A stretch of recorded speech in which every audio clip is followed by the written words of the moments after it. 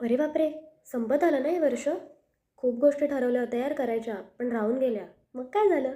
11 दिवस बाकी आहेत ना अजून. अरे एवढ्या वेळात तर आपण अख्खं जग बदलू शकतो. इतकंही अवघड नाही आहे. वर्षभर माझी खूप धावपळ झाली आहे यार. मग कर ना 2 दिवस आराम. ते पुस्तक ना खूप दिवसांपासून वाचायचं राहून गेलंय. अरे मग आता वाच. कट्ट्यावर बसून ना शाळेतल्या मित्राबरोबर मस्त गप्पा हाणायच्या होत्या. अरे मग काय झालं? भेट ना आता.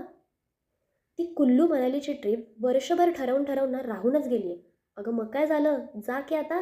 1 जानेवारीला ठरवलं होतं रोज जिमला जाईन म्हणून.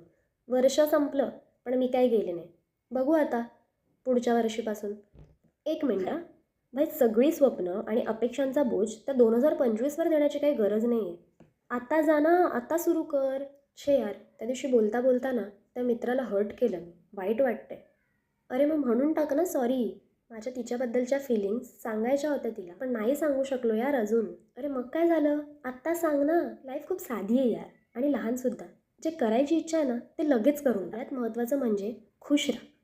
तुला जे करून आनंद मिळतोय ना ते कर. हां, पण दुसऱ्याला दुःखी करून नाही आहे. वाट कशाची बघता आता? चला उठा. 11 दिवस राहिलेत फक्त. मी तर चालली आहे बाबा.